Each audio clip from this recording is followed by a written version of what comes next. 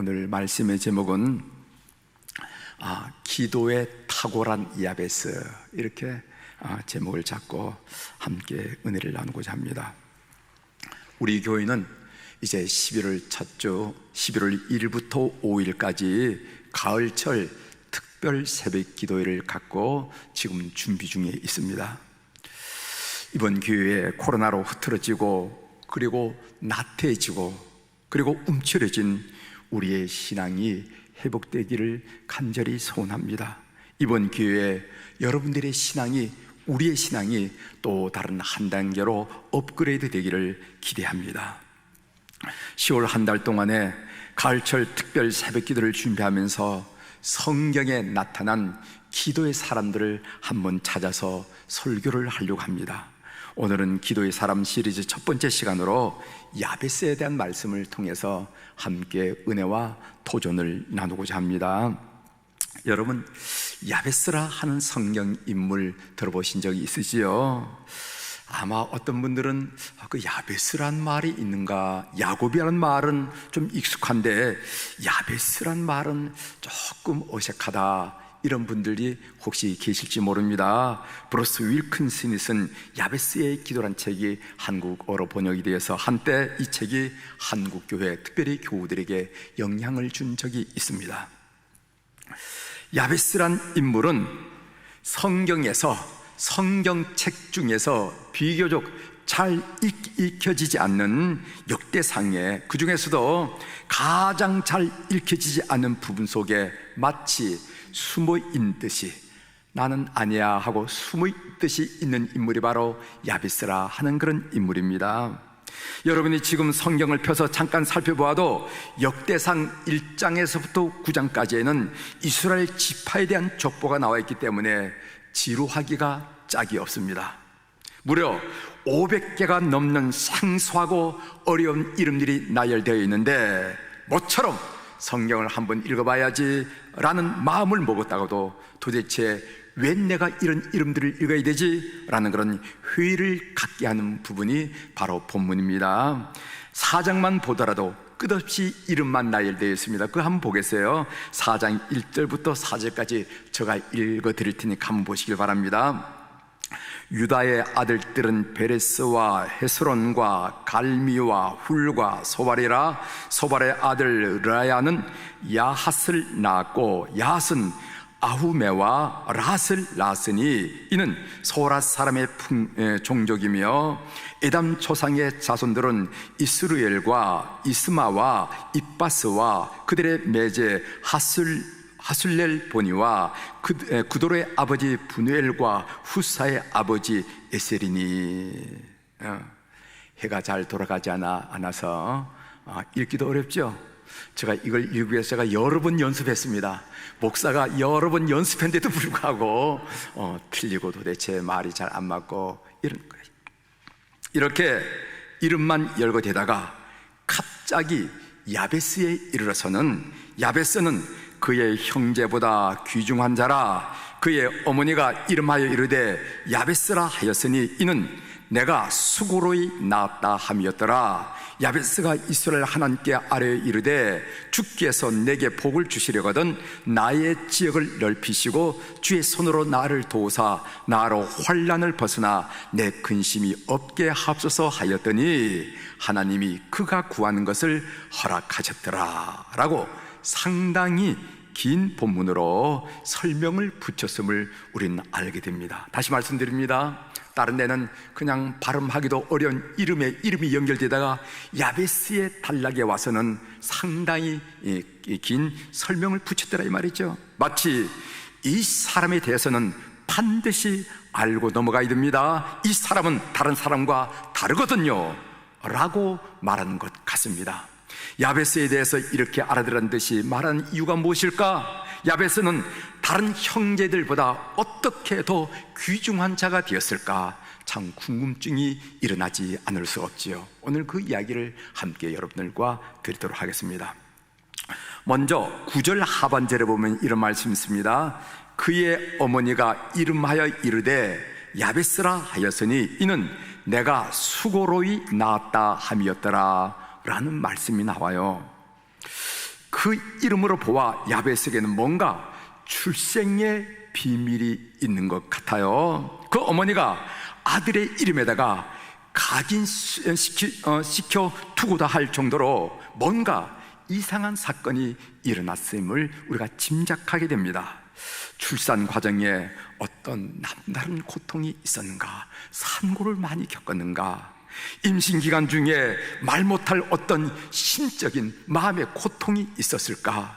어쩌면 아이를 임신하고 있는 동안에 아이 아버지가 그녀를 버렸거나 혹은 죽었을지도 모른다 하는 생각도 합니다. 어쩌면 경제적인 파탄을 겪었기 때문에 아이의 출생 자체가 그 가정에 무거운 짐이 될 수 있지 않았겠는가, 이런저런 생각을 할 수 있을 정도로 아이의 이름을 야베스라 이렇게 이름을 붙였어요. 이 야베스란 이름이 뭔지 아십니까? 고통을 불러오다 라는 뜻이에요. 한마디로 야베스의 인생 출발은 좋지 않았음이 분명합니다. 조짐이 좋지 않았어요. 그의 장래에 어두운 그림자가 드리워져 있음을 우리가 보게 된다는 것이죠.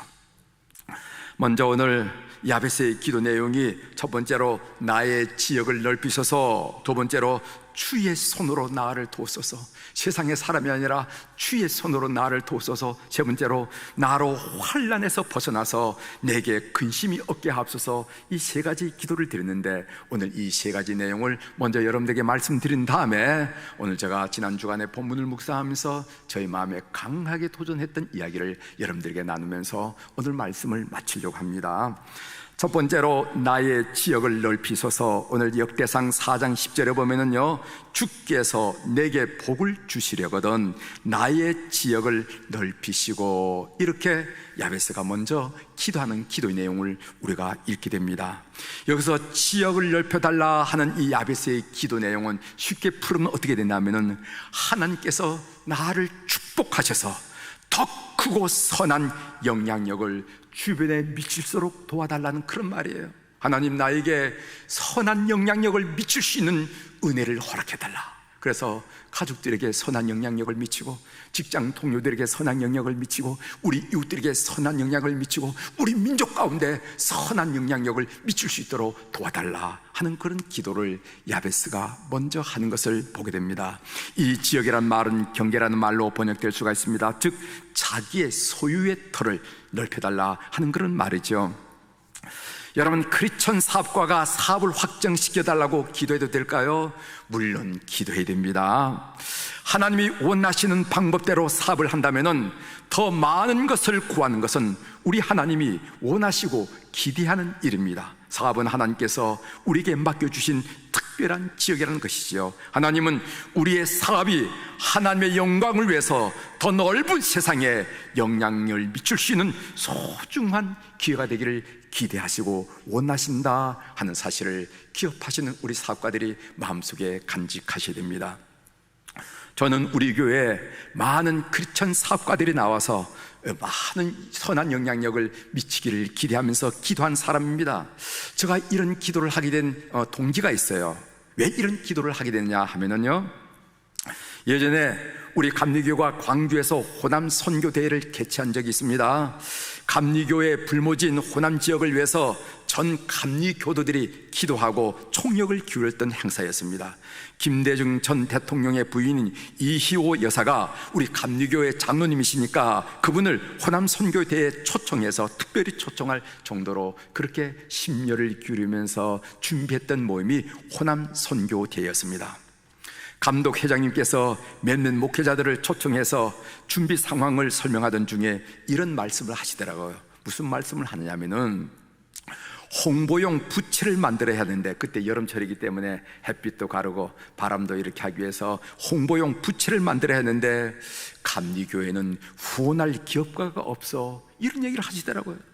그래서 제가 부채를 만드는데 얼마가 듭니까? 물어봤습니다. 그랬더니까 한 5천만 원이면 된다는데, 그 말씀을 듣는 순간 저의 가슴에 뭔가 안타까움이 밀려오는 것을 느낄 수가 있었습니다. 아니, 우리 감리교인이 200만에 가깝다고 하는데 돈이 없는 거야? 아니면 믿음이 없는 거야? 아니면 가르치기를 잘못해서? 하는 이런 생각이 들더라고요. 그 후부터 저는요, 우리 교회에 많은 크리스천 사업가들이 나와서 이 사회에 선한 영향력을 미치는 그런 사람들이 나오기를 간절히 기대하면서 기도하는 목회자가 되었습니다. 우리가 어떤 직업에 종사하고 있던 야베스와 같이 더 넓은 지역을 위해서 다음과 같이 기도해야 될 줄 믿습니다. 왕 되신 하나님, 당신의 영광을 위해서 저에게 더 많은 기회를 주시고 제가 더 많은 사람들에게 선한 영향력을 미치도록 도와달라고 그렇게 기도하는 우리 교우들이 되기를 주의 이름으로 부탁을 드립니다. 나의 지역을 넓혀 주셔서, 나의 지역을 넓혀 주셔서, 교사면 교사, 군인이면 군인, 사업가는 사업가, 어떤 영역에 이르든지 선한 영향을 통해서 하나님께 영광 돌리는 그런 교우들이 되기를, 이것이 기도의 제목이 되기를 여러분들에게 부탁을 드립니다. 두 번째로는 주의 손으로 나를 도우소서 하는 기도를 야베스가 드렸어요. 역대상 4장 10절에 나오지요. 주의 손으로 나를 도우사. 자기에 대한 실망은 역설적으로 하나의 에너지가 될 수가 있습니다. 왜냐하면 자기에 대한 실망은 주님께 다가갈 수 있는 자극과 도전이 되기 때문에 그렇습니다. 이래도 좋고 저래도 좋은 낙천가들은요, 자기 실망의 에너지가 없기 때문에 주님께로 다가가지 못했습니다. 그런 점에서 주님께 다가가지 못한다는 것은 불안하고 불쌍한 일이죠. 여러분, 억지로 강해지려고 애쓰지 말고 스스로 모든 것을 할 수 있다고 자만하지도 마십시오. 슬플 때 눈물을 참지 마시고, 괴로울 때 탄식을 억제하지 마시고, 애로울 때 슬픔을 억누르지 마십시오. 이 모든 것들이 여러분들을 꾹꾹 누를 때 조용히 주님께 다가가는 여러분들이 되길 바랍니다. 그리고 주의 손으로 나를 도우소서, 이렇게 기도하는 여러분이 되십시오. 화려한 영웅들은 스스로 너무 잘났기 때문에 하나님을 찾을 이유를 못 느낄지도 모릅니다. 그러나 우리는, 여러분과 나는 주의 손이 붙들어 줘야만 살아갈 수 있는 약한 존재임을 삶을 통해서 너무도 절실히 알기 때문에 우리는 주님 앞에 이런 기도를 드리는 거예요. 주의 손은 야베스와 여러분과 나 같은 극히 평범한 사람들을 위대하게 만드는 손이라는 것을 믿는 여러분들이 되기를 주의 이름으로 축원합니다. 주의 손으로 나를 도우사라는 기도를요, 브루스 윌킨스는요, 위대한 접촉이라는 단어로 설명했더라고. 그것은 위대한 접촉이라는 겁니다. 위대한 접촉으로 우리가 감당할 수 없는 일들이 하나님이 일하시는 기회로 바꿔드림으로 말미암아 여러분 인생의 위대한 접촉을 경험한다는 거예요. 브루스 윌킨스는요, 야베스의 기도란 책에서 다음과 같은 이화를 들었습니다. 우리가 아이들을 키울 때 다 경험하는 일이기 때문에 한번 소개해드리도록 하겠습니다.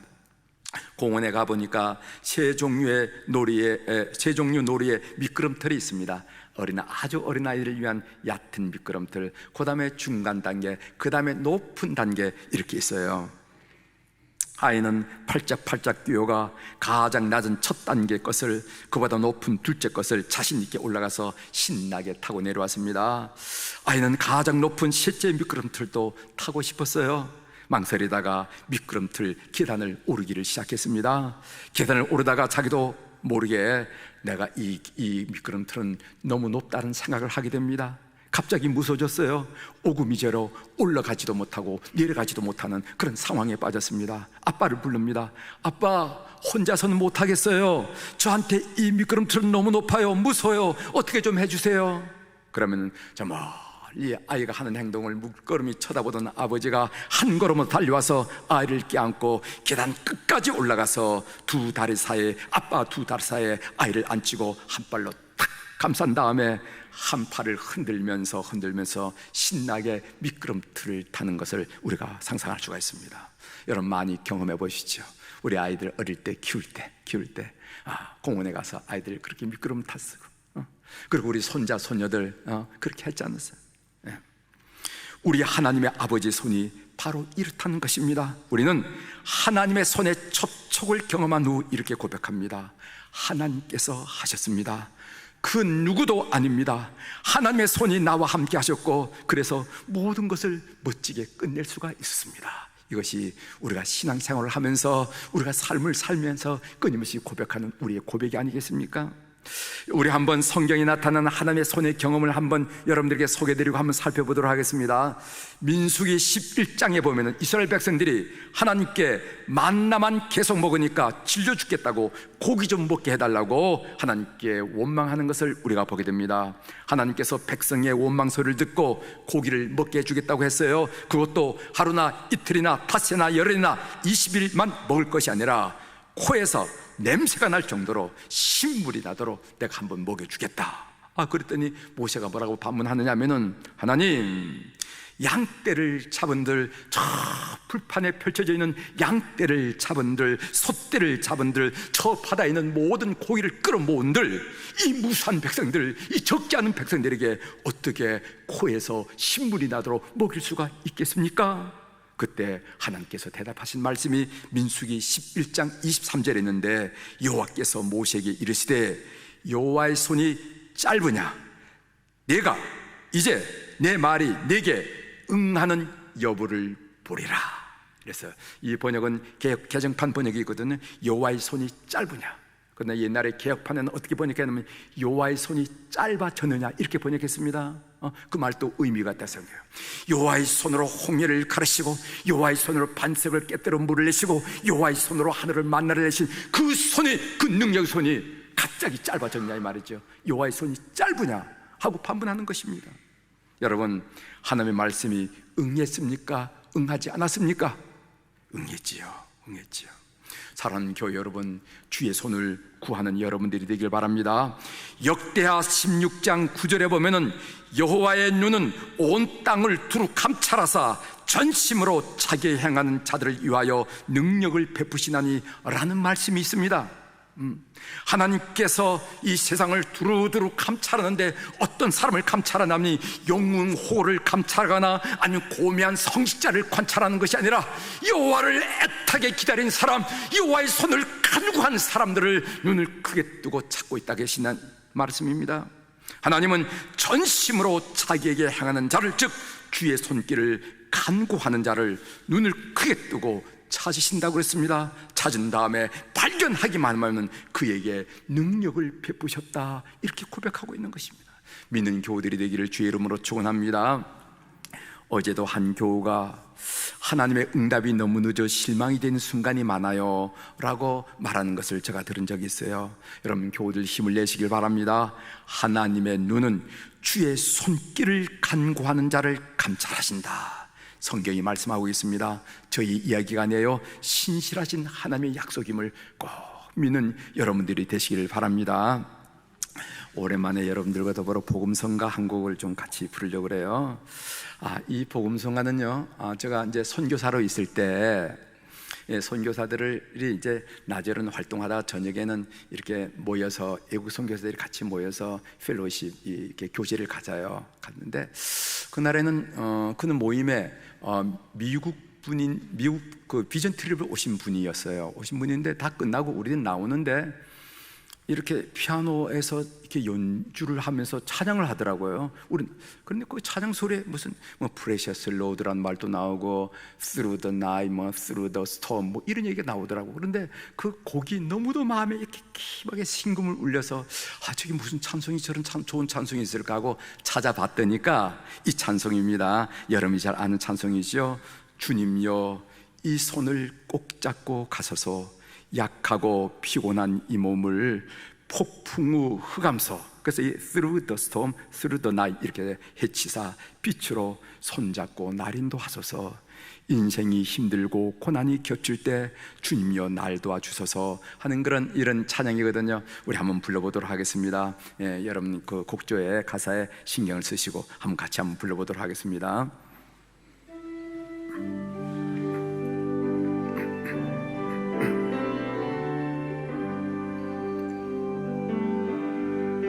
주님여 이 손을 꼭 잡고 가소서. 약하고 피곤한 이 몸을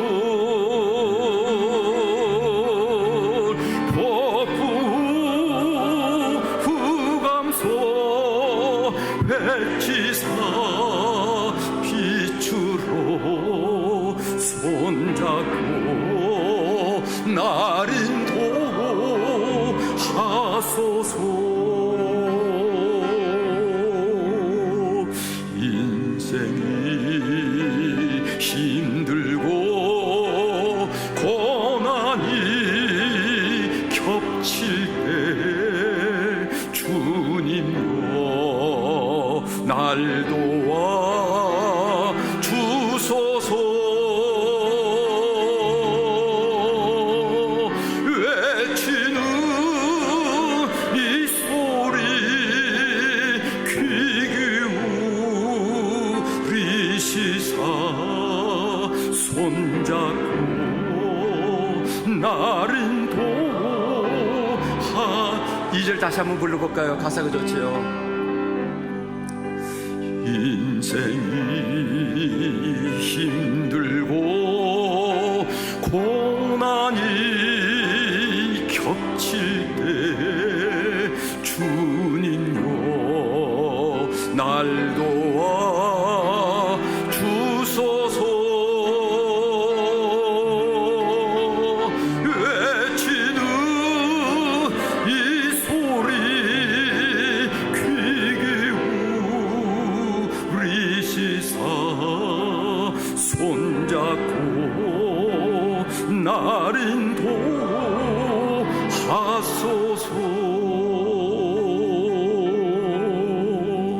손잡고 날 인도하소서.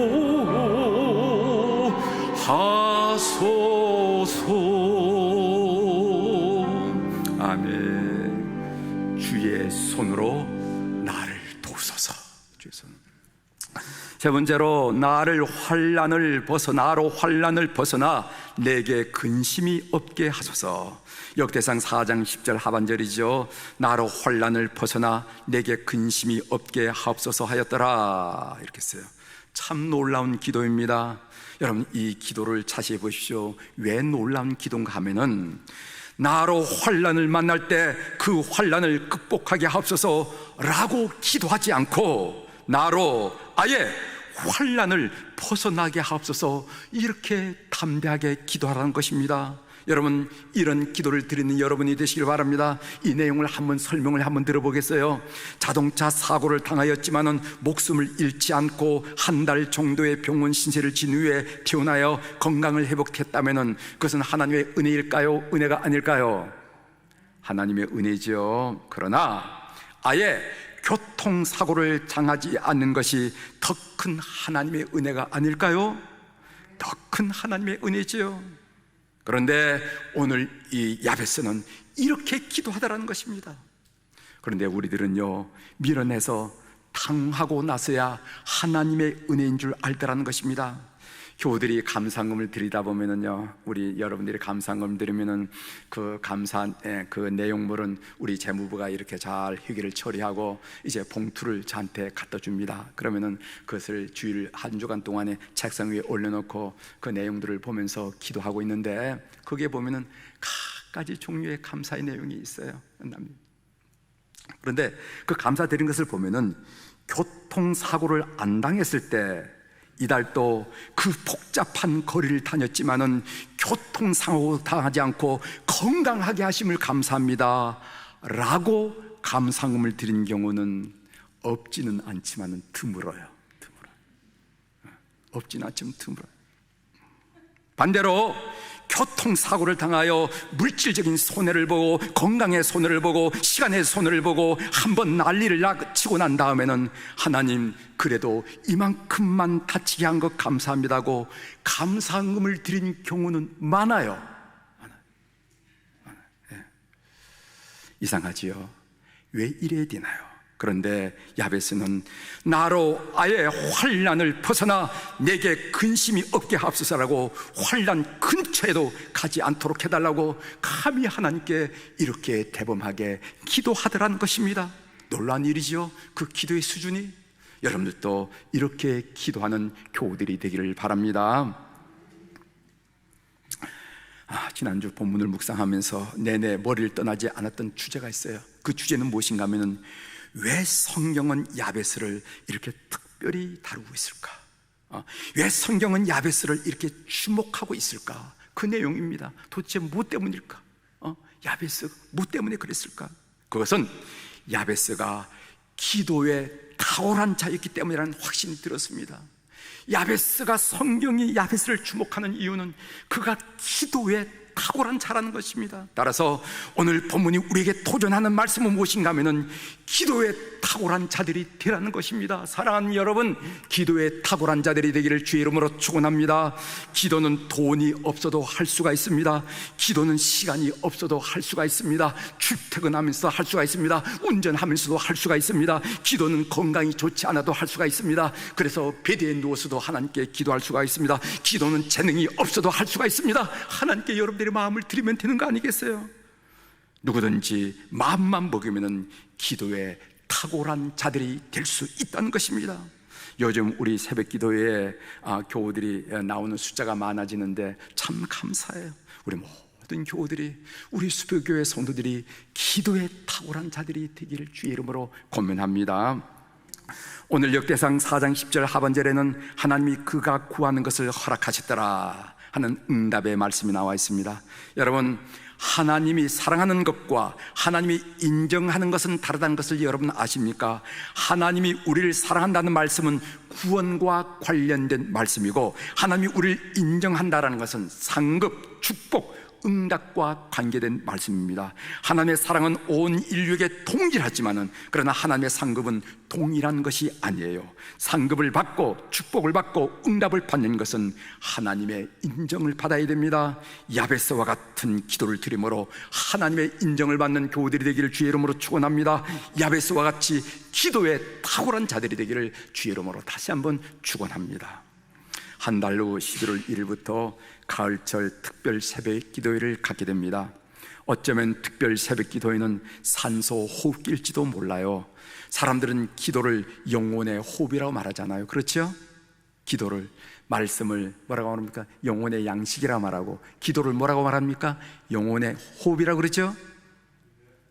처음 들어보는 거 아니죠? 여러분, 건강한 사람에게는 제일 쉬운 것이 호흡이에요. 누워서 떡 먹기보다 더 쉽습니다.